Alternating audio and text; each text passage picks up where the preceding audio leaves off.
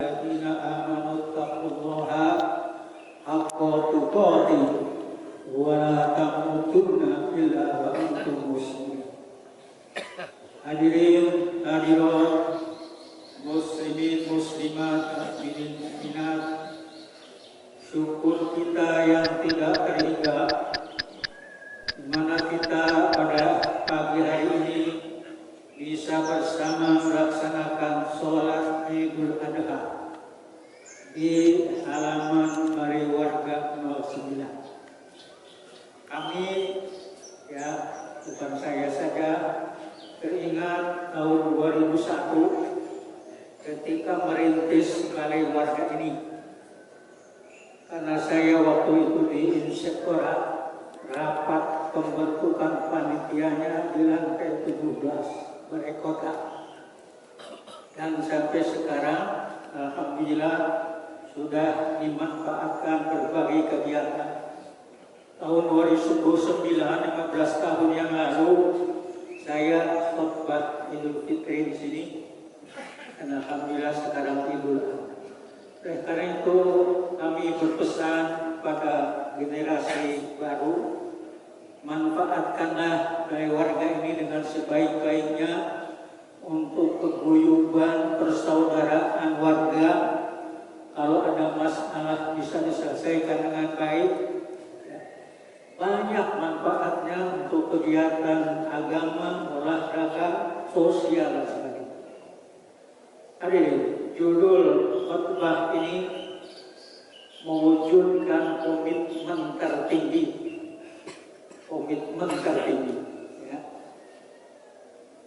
Puji dan syukur kembali kita persembahkan kehadirat Allah.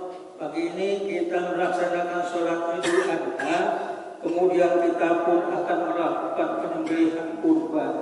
Semuanya adalah dalam rangka meningkatkan kedekatan dan ketakwaan kita kehadirat Allah Subhanahu wa Ta'ala. Allahu Akbar, Allahu Akbar wa lillahi. Haji dan kurban memberikan pelajaran yang sangat berharga kepada kita.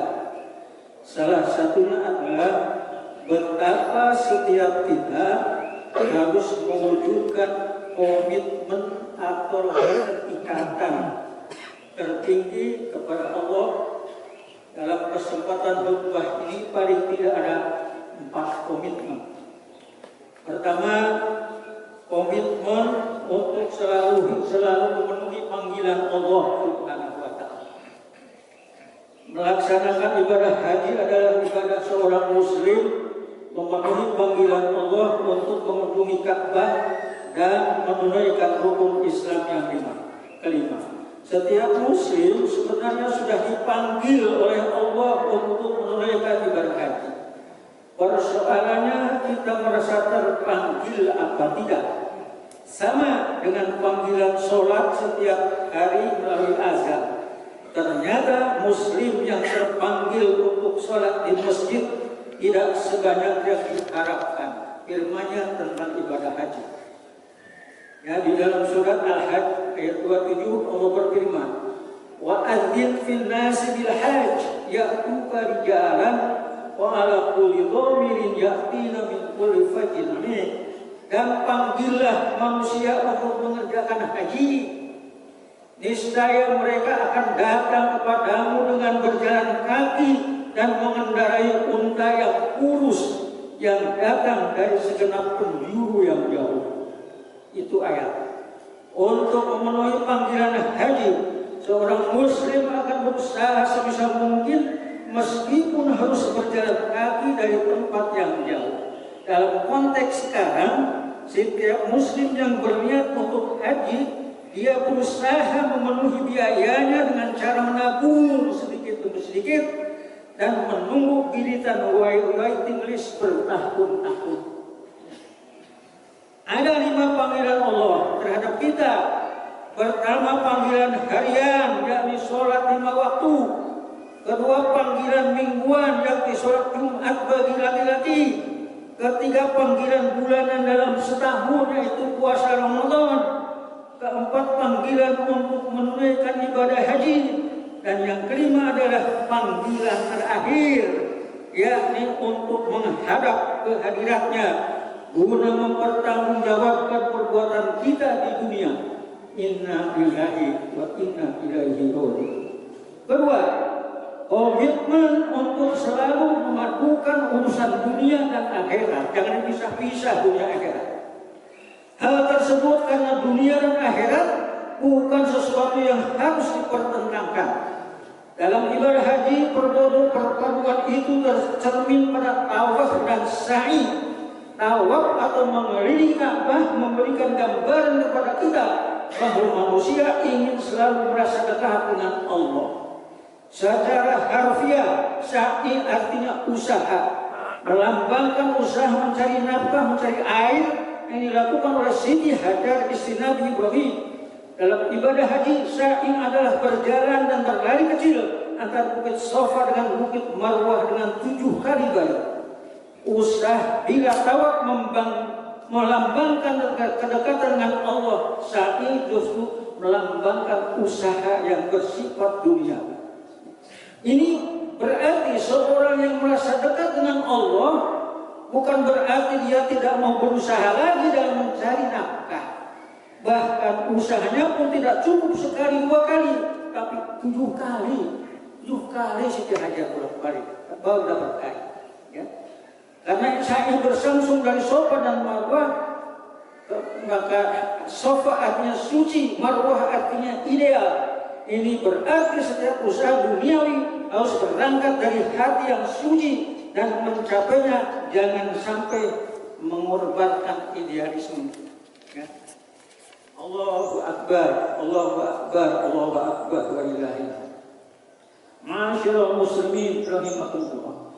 Ketiga, komitmen untuk selalu mentaati hukum-hukum Allah alias syariat Islam. Saya ulang, yang ketiga, komitmen untuk selalu mentaati hukum Allah dan syariat Islam.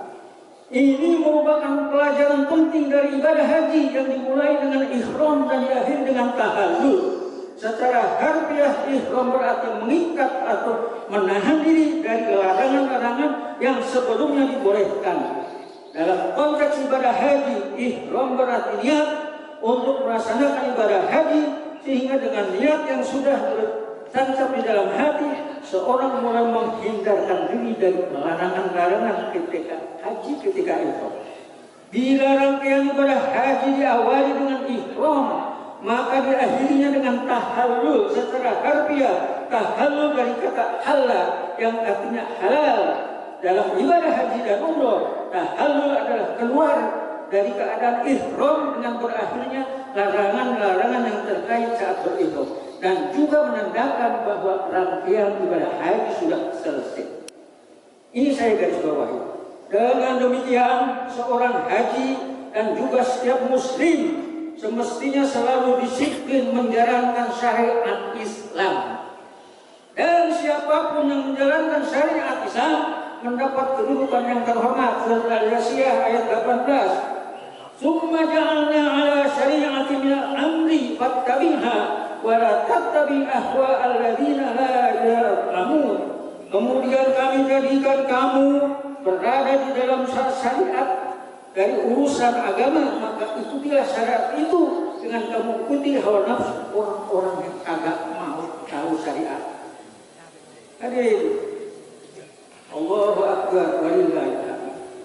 Berdasarkan ayat tersebut dan juga ayat-ayat dan hadis sabda Rasulullah Shallallahu Alaihi Wasallam, maka setiap muslim wajib menjalankan syariat Islam dalam kehidupan sehari-hari, di samping mentaati hukum positif di negara yang berdomisili. Saya ulang, di samping mentaati hukum positif negara di mana kita berdomisili, kita menjalankan syariat Islam. Oleh karena itu, kita sangat prihatin ketika ada orang yang mengaku muslim tetapi alergi terhadap syariat Islam. Saudaraku, janganlah kita alergi terhadap syariat Islam. Renungkanlah pidato Bung Karno yang sangat fenomenal pada 1 Juni 45 yang kemudian menjadi hari lahir Pancasila. Ini pidato Bung Karno, saudara.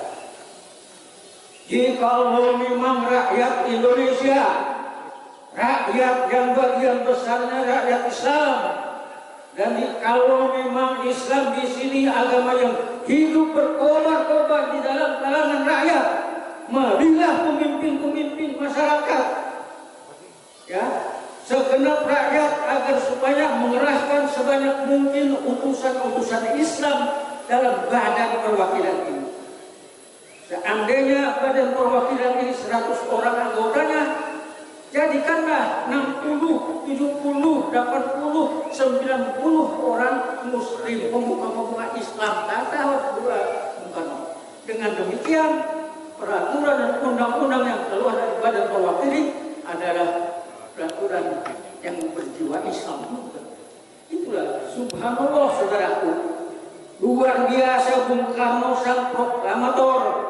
Ternyata seorang demokrat sejati, sepertinya berbeda dengan para penerusnya sekarang yang tidak setuju dengan perda-perda syariat yang notabene hasil proses demokrasi di daerah. Kita juga sangat prihatin ketika ada sejumlah orang yang sikapnya sangat mild terhadap Islam dan umat Islam, seolah-olah mereka lah yang paling NKRI, paling Bhinneka, paling Pancasila, dan paling toleran. Sungguh orang-orang tersebut tidak tahu sejarah atau sengaja melupakan sejarah. Padahal Bung Karno sendiri pada pidato 17 Agustus 66 mengatakan jas merah, jangan sekali-kali melupakan sejarah. Siapa bilang kita tidak NKRI? Justru andil terbesar untuk tegaknya NKRI itu sudah pasti orang Islam, karena lintas. Tanpa saham orang Islam tak mungkin NKRI ini terwujud. Karena bagi seorang Muslim mengusir penjajah itu tidak semata-mata didorong oleh semangat nasionalisme, tetapi didorong oleh semangat agama, mengusir penjajah yang kafir termasuk jihad fisabilillah. Ada fatwa Kiai Haji Hasyim Asy'ari pada 10 November bahwa merebut kemerdekaan itu jihad. Lihat kalimat-kalimat dalam pembukaan UUD 45, sungguh sangat Islami banget itu pembukaan UUD 45. Sekarang dalam produk yang sekarang tidak seperti ini lagi. Pada alinea ketiga misalnya disebutkan, atas berkat rahmat Allah yang Maha Kuasa dan dengan didorongkan oleh keinginan luhur supaya berkehidupan kebangsaan yang bebas, maka rakyat Indonesia menyatakan dengan ini kemerdekaannya. Atas berkat rahmat Allah yang Maha Kuasa, ini kalimat sangat Islami, sangat Islami banget. Kenapa? Tentu karena arsiteknya, para arsiteknya orang-orang Islam yang berjiwa Islam, seperti Kiai Haji Agus Salim, Kiai Haji Wahid Hasim, Abi Kusno Cukro Suyoso, Ahmad Subhanallah, dan lain-lain. Allahu Akbar, Allahu Akbar, walillahilhamd. Siapa bilang kita tidak bineka? Di mana-mana orang Islam itu sangat welcome terhadap siapa saja tanpa mengenal agamanya apa. Lihat saja maknanya di daerah-daerah. Karena dalam hablum minan nas yang baik, Islam tidak memilih-milih agamanya apa. Ya, maka itu ada 3 macam uhuwah dalam Islam. Pertama, uhuwah Islamiyah, persaudaraan sesama Muslim. Kedua, uhuwah watoniyah, persaudaraan setanah air. Dan ketiga, uhuwah insaniyah, persaudaraan sesama manusia di jagat raya ini. Ya. Karena itu maka di dalam surat Al-Hujurat ayat 13, ya ayuhan nas inna khalaqnakum min dzakarin wa unsa wa ja'alnakum syu'uban wa qabaila lita'arafu inna akramakum indallahi atqakum innallaha alimun khabir. Hai manusia, sesungguhnya kami menciptakan kamu dari seorang laki-laki dan seorang perempuan dan menjadikan kamu berbangsa-bangsa dan bersuku-suku supaya kamu saling kenal mengenal ta'aruf. Ya. Allahu Akbar walillahi. Jadi yang bineka itu adalah sunnatullah Islam. Tidak mungkin orang Islam tidak bineka. Siapa bilang kita tidak Pancasila? Sekali lagi jas merah, jangan sekali-kali melupakan sejarah. Justru pengorbanan terbesar umat Islam terhadap NKRI dan Pancasila ini adalah dengan dihapuskannya 7 kata dalam Piagam Jakarta pada sila pertama. Sehingga sekarang hanya ketuhanan yang Maha Esa saja. Dulu ada 7 kata, ketuhanan yang Maha Esa dan kewajiban menjalankan syariat Islam bagi pemeluknya. Ini dihapus karena orang Indonesia Timur nggak setuju. Itu Pancasila. Siapa bilang kita tidak toleran? Saudaraku, menurut para pakar ada 2 madhab toleransi penafsiran. Ada 2 madhab penafsiran tentang toleransi.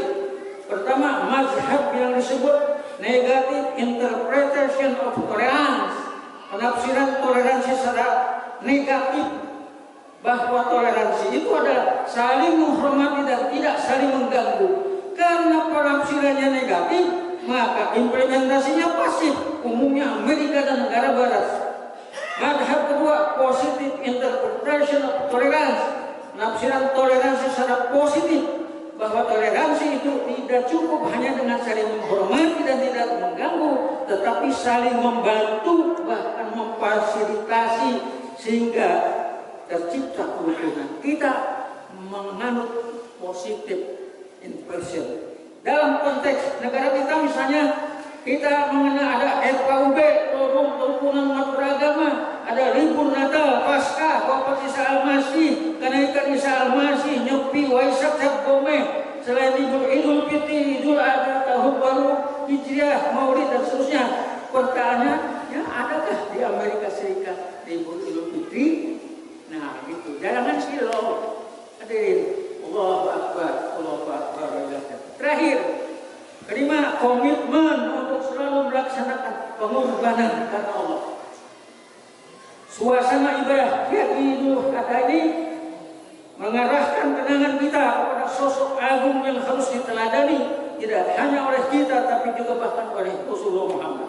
Firman-Nya dalam surat Mumtahanah ayat 4, "Qad kanat lakum uswatun hasanatun fi Ibrahim walladzina ma'ahu." Sesungguhnya telah ada suri teladan uswah hasanah yang baik bagimu pada Ibrahim dan orang-orang yang bersama dengan dia. Kisah keluarga Nabi Ibrahim memberikan pelajaran kepada kita betapa seharusnya ayah, ibu, dan anak berperan dalam rumah tangga samawa.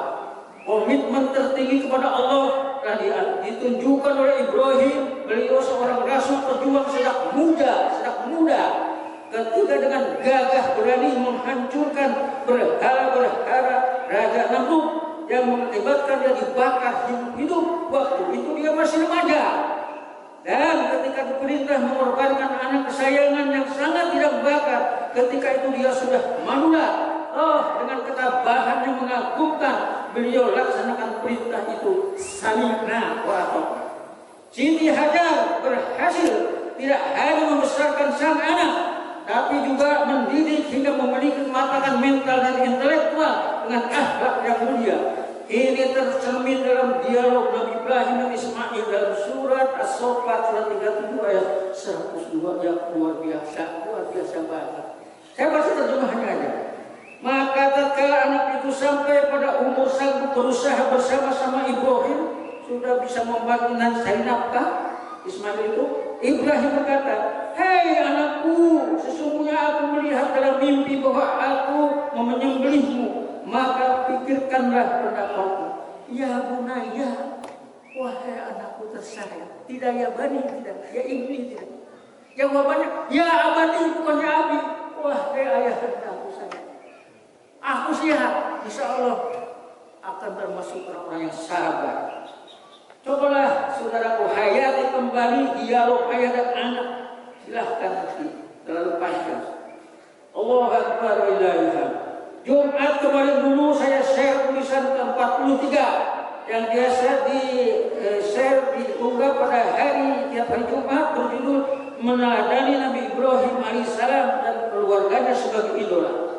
Maka yang paling pantas menjadi idola seorang muslim adalah keluarga Ibrahim.